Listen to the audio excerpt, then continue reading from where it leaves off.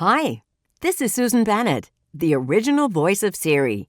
Here's what's coming up today on another great episode of On the Nose with Randall Kenneth Jones. I say this with some emotion because it really has affected me, and I believe it sincerely is that, somehow by fate, whether it was a cosmic joke or what, but I've been serendipitously been given a gift. And I feel now, and certainly the book was driven in part by this motivation, that it's a gift to share.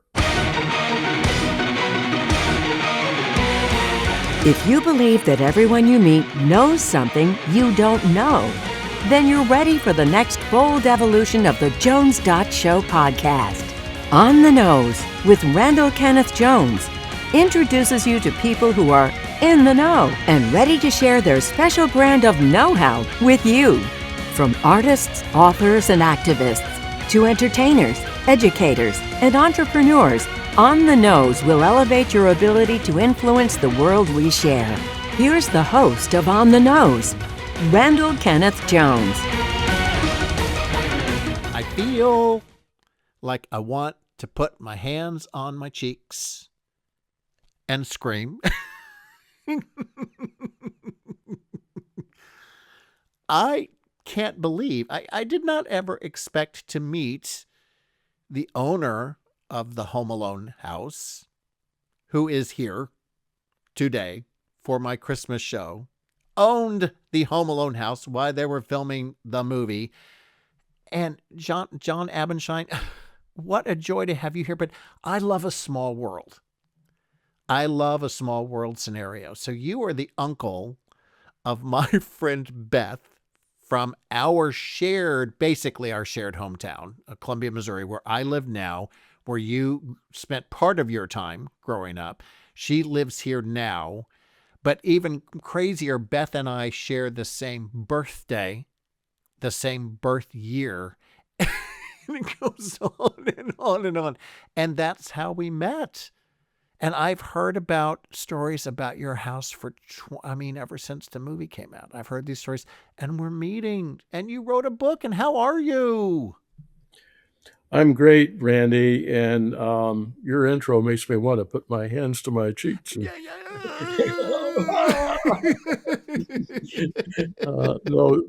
thank you. It's just a delight to join you today, and yes, you bring up a small world story, and I've been just totally amazed with the release of this book, how my past from all over the country has come back to haunt me.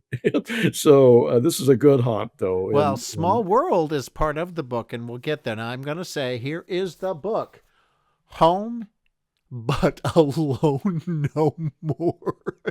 I mean, the title of the book, Home But Alone No More, kind of indicates that maybe you had some visitors. Maybe a few fans wanted to show up after the movie came out. Now, there's some stuff, John, we're not going to talk about. We're not going to talk about how your home was chosen because it's more detail and it's more interesting than you might think. It seemed like you were destined to have a house in a movie.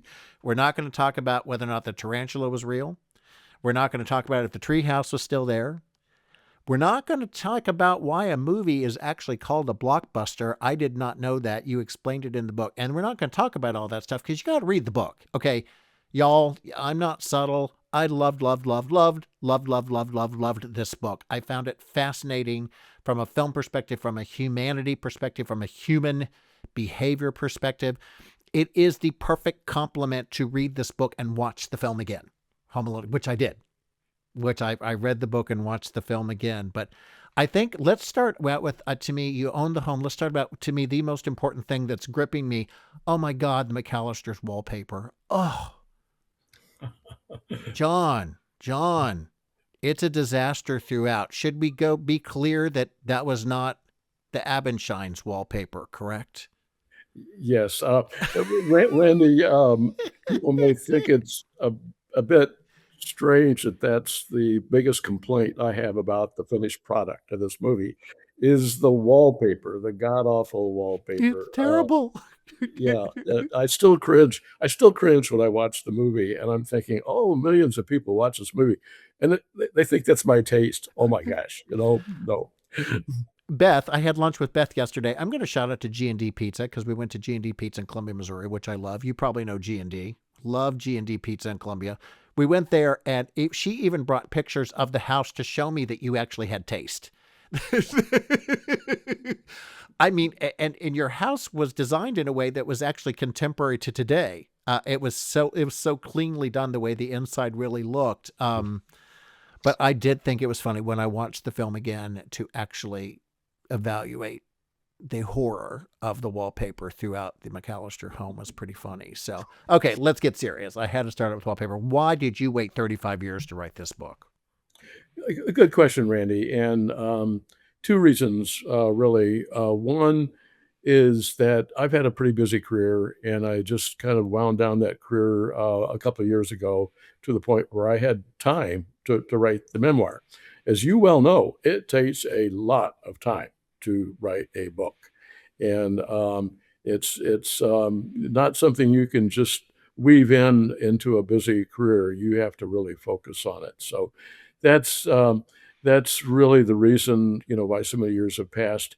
But secondly, and this may sound kind of maudlin, but as I've gotten older, I feel like I've developed a little bit of context for life. Okay, I feel like I have a perspective on it that I wouldn't have had I done it 10 years after the release of the Let me film. interject 100%, 100%, 100%. What you wrote a better book because you waited. Guaranteed you wrote a better book because you waited. Yeah, I think so. I really do. Mm-hmm. I thought that was very, very clear. Some of the things that you wrote from the book that I found, we weren't just homeowners anymore.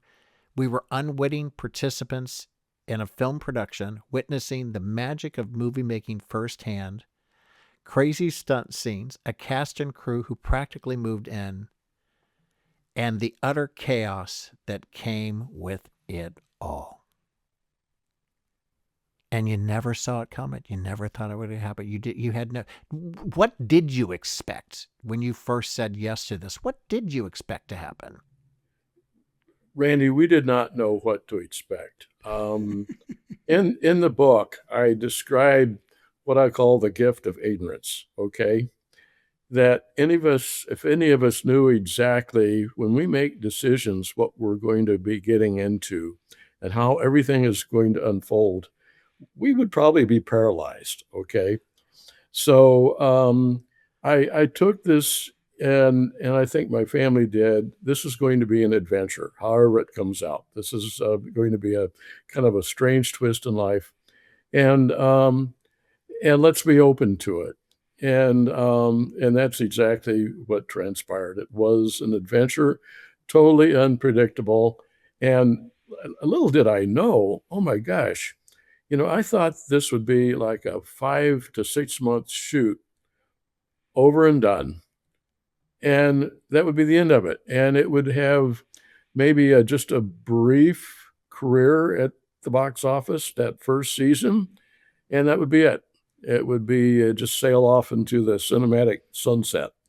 And here we are talking about it 35 years later, and it's not only one of the most watched movies in the world around the holidays, but the home itself, what I describe is a house. It's a dumb house. It's bricks and sticks is probably the most recognizable, iconic house in the world, or certainly it's right up there in that regard. You made a reference, though, that I completely agree with, that the house became a character in the film. Yep. It was directed that way. So the house became, the film became a character, and it elevated it. I mean, reading the book, I know you actually read the screenplay and thought this is going to bomb. What are they doing? This is never going to work. And it's something that really has taken on a life of its own. What is your second favorite memory from your time on the set? Now, notice how I phrased that. I didn't ask you for your top memory, because your top memory is probably in the book and people can read that. What's your second favorite memory from your time on set? your Oh, time? mine Because was, you all lived there. Let me interject. You all lived there. You lived in the house while this was happening. yeah, yeah.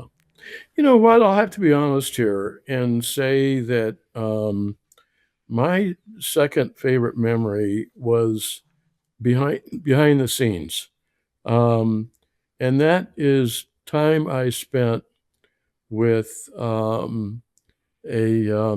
gentleman and his wife, a gentleman by the name of John Muto. John was the production designer for the movie, and he was you could talk to John, and we became good friends. In fact, we shared dinners together, and John would describe how he wanted to be a storyteller. He wanted to write movie scripts, but decided that he could tell the story visually. So he got into the design production business, and I learned more from him, and also from cinematographer Julio Macat. Yeah, they were like my tutors. Like, this is what's going on, John, and this is where we're headed. And I was a learner in process, but those gentlemen, John in particular, really helped give me some context for what was going on. It warmed my heart to hear what you had to say about this cast and this crew. It warms my heart for you to give credit beyond John Hughes, brilliant, Chris Columbus, brilliant. And I loved how you gave them credit for who they were and what they did in their vision, but you honored John Williams. You honored John Williams in this book for the score that he wrote. You honor these gentlemen you just mentioned for their contributions as art director and cinematographer. I loved the way you did that, but you really said something in the book, another comment from the book. The Home Alone crowd shattered almost every cliche ever said about Tinseltown. Every single person, yes, every last one, was down to earth and surprisingly easy to get along with. That's not Hollywood lore. That's not what we're led to believe. We're led to believe Hollywood eats you alive. Yeah. And if I could comment to that, Randy, I have no basis for saying this because those are about the only people that I've had a lot of exposure to from that neck of the woods, from Hollywood. But I'm not sure it was a random cross section, okay? Because as I share in the book, John Hughes himself was not Hollywood in the traditional sense. He did not come up, did not grow up in that environment. He actually kind of came through the back door in his work with National Lampoon and got involved in that way. But a lot of the stereotypes we ascribe to Hollywood, John did not buy into. And actually the use of a real life community setting and the use of a real home, is something that was very much John Hughes because he did not like the fabrication of sets in Hollywood. And so it's a long-winded way of saying it, but I think when it came to the selection of Chris Columbus and then the selection of cast and crew, I'm not sure that was a typical cross section of what we think of as Hollywood. I can't say for sure, but that's kind of my analysis. But magic happened out of good people. Magic happened out of a Yeah. group of people who collaborated and cared and were there together, and they worked hard and they left the ego at the door. I mean, you said so many kind things about these people, and look what they did. Look what happened because of good. And anytime I can celebrate that, I love it. I got to talk to you a little bit about the cast. Macaulay Culkin, let's just shout it out to him for one thing, for truly being brilliant. I mean, at that age and all the kind things you had to say about how hardworking he was. I have a favorite cast member. Do you want to guess who my favorite cast member is? I can guess, but Go maybe ahead. Dan Stern. Who do you think? Maybe Dan No, Stern. No. no. Katherine O'Hara, the great and powerful Katherine O'Hara, who I love in everything she's ever done before, everything she's ever done since. I need a wonderful Katherine O'Hara story. I need some Katherine O'Hara love from you, because you've actually met my heroine. I adore her. Well, I was, I said Dan Stern because he was probably my all-time favorite, because Dan Stern was so much his persona on the screen was so much his behind-the-scenes persona. However, Catherine, same deal. Catherine was, as I describe it, the quintessential mom personality, and off camera, she would spend time with my 6-year-old daughter Lauren, and those two became very close. And she was just the mom, and a delightful person to get to know. And I got a big kick out of seeing her on the Schitt's Creek series because that was so. Uh, and I could tell she was having fun with it because that was so antithetical to her real life personality and her usual screen. It was just funny to watch her in that. Mhm. Oh, yeah. I mean, I've watched everything she's ever done, all the Christopher Guest films that she's been in. Schitt's Creek, absolutely amazing, amazing, amazing. Okay, I'm going to get a little bit more personal, but you talk about it in the book. You discovered, and this is why I think it's good you waited 35 years. Your self-discovery process has continued. What did this book mean to me, or excuse me, what did this film mean to me? And how, as I reflect on it, how I've aged and changed and stuff. You had a lot in common with Kevin McCallister. Well, I did in a way, in the sense that, as I share in the book, I grew up home alone, um, quite literally. My father passed away of a hereditary disease when I was 11, and we moved to the college town of Columbia, Missouri, your hometown, and home of the Mizzou Tigers, by the way. And we lived in a tiny little abode there in Columbia, kind of on the wrong side of the tracks, I guess you could say. And my mom went back to work as an RN, working nights and evening shifts. And at the age of 12 on, I was basically latchkey Larry. I mean, I was home alone, much like Kevin. And basically, I took care of myself. I did the shopping, fixed my meals, and did all the stuff that kids are supposed to do. I was kind of maybe a weird little doobie because I was so disciplined. I mean, I wouldn't play until I got my homework done, got my trumpet practiced, and then I would relax and go with my buddies or watch TV or something. But I was kind of weird that way, and get myself up in the morning, get myself to school, and I did that for several years. And the point I make is that, and I think John Hughes really, this was kind of part of his philosophy because it's evident, not just in Home Alone, but in many of his movies, Uncle Buck, Breakfast Club, you name it, how kids left to their own devices are amazingly self-resourceful. And, I think we're in an era where, parents tend to be helicoptering at times and just, want to kind of micromanage their kids. But the reality is, kids, and I can personally attest to this, the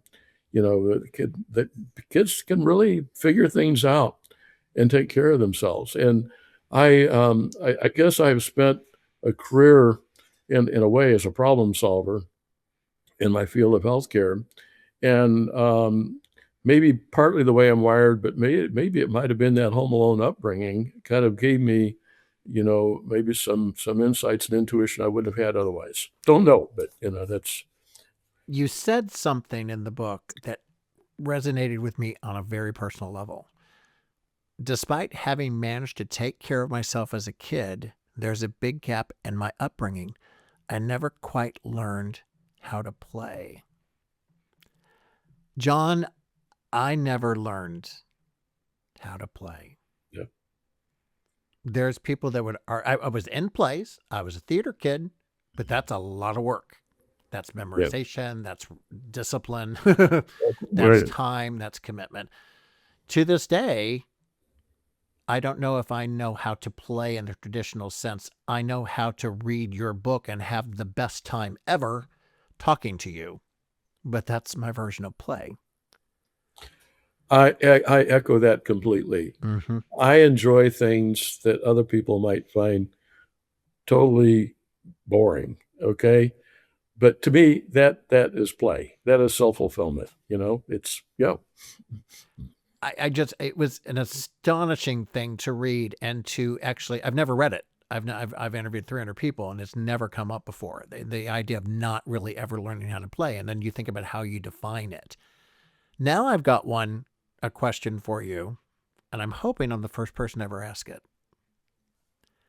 How did your work in healthcare and what you learned from the Home Alone experience, how did they intersect? oh my, I've never thought about that before. That's a good question. And a couple of thoughts come to mind, really. One is having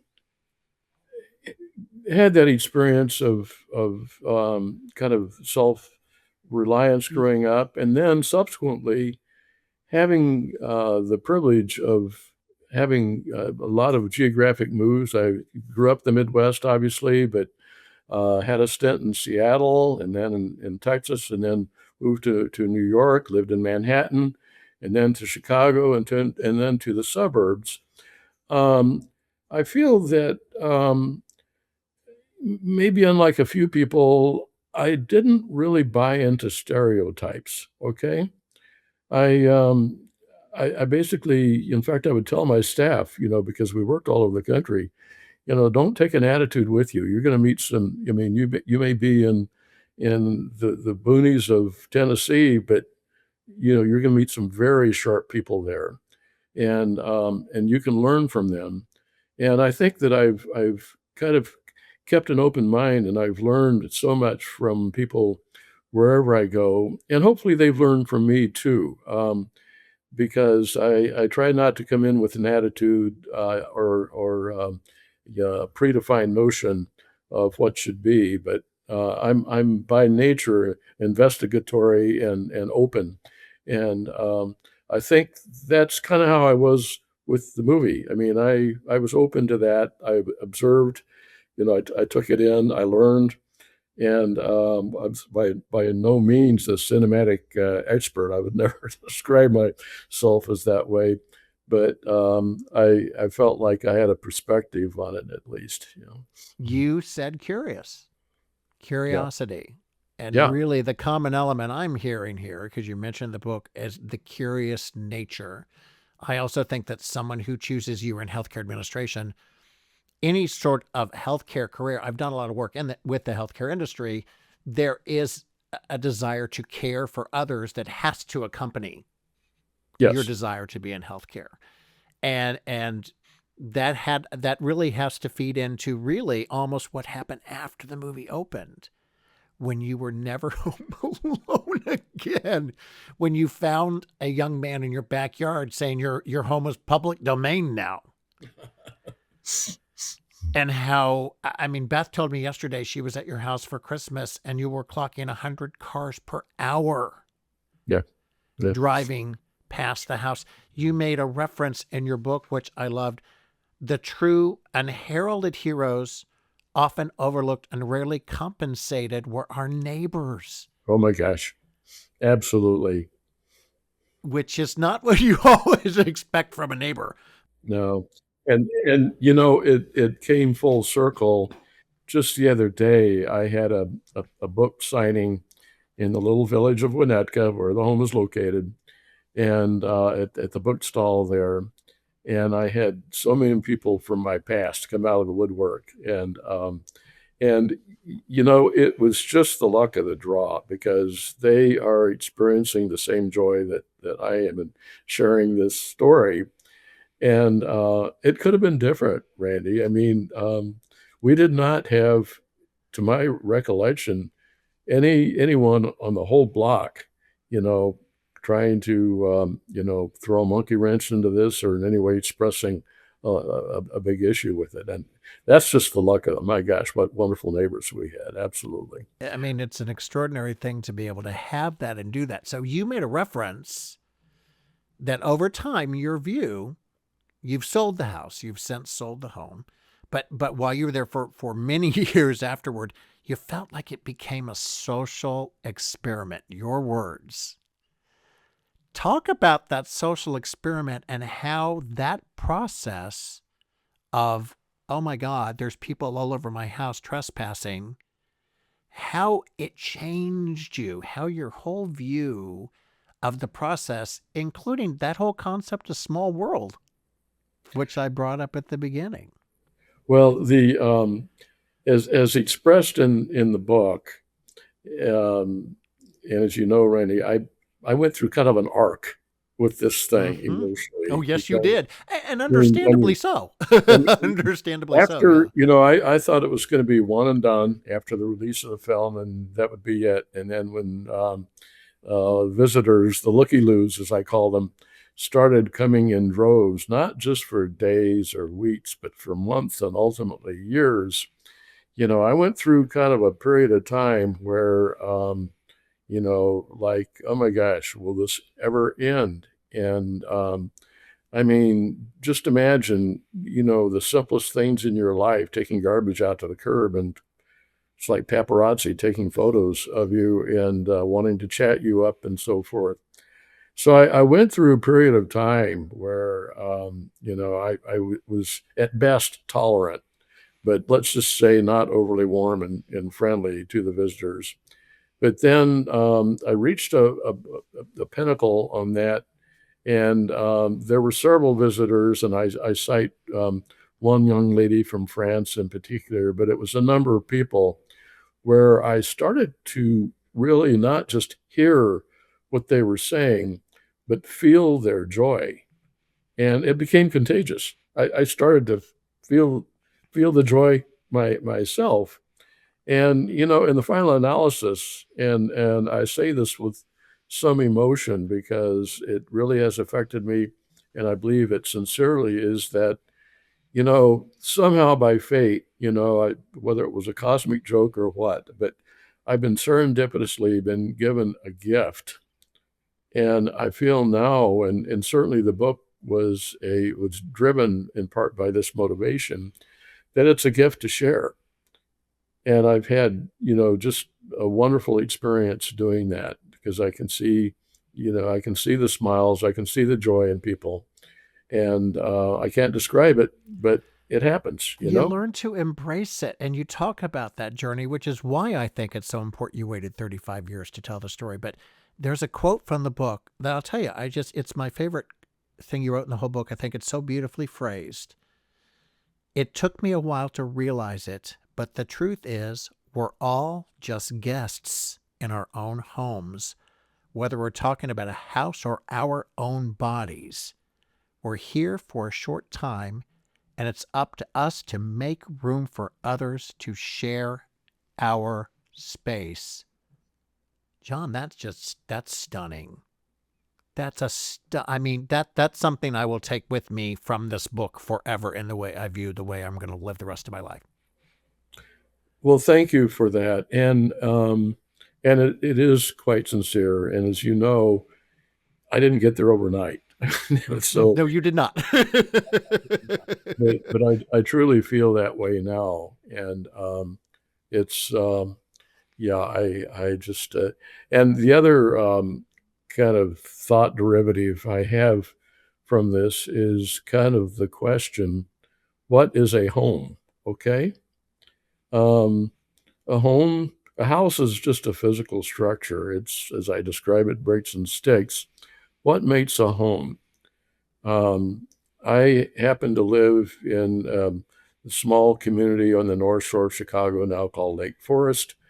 I don't live in one, but we have these enormous, gorgeous mansions on the lake, and I'm grateful that they're paying my taxes okay. But are they homes or are they just big houses? I don't know, or we could be talking about just a modest little bungalow in the Jefferson Park neighborhood of Chicago or whatever. That might be a real home. So I think whether it was conscious or not, John Hughes wanted to strike that contrast between a house and a home. And I think Chris Columbus picked up on it because he described the house as warm and menacing. Well, what the heck did he mean by that? But when you watch the film, you can see it. The house goes through a transformation. There's a time when it's menacing, and certainly in the closing scene with the reconciliation of family, and then old man Marley next door with his family. And by the way, that was not in the original script. Chris Columbus dubbed that in. With the part about old man Marley and his tension, his conflict with his family, and then at the tail end of the movie, that reconciliation. Very moving scene.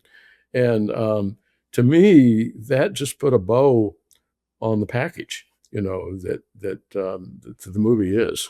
Well, John, I'm honored. I'm thrilled. Again, this was such an experience. This is a way to take your favorite movie. I remember the first time I saw it.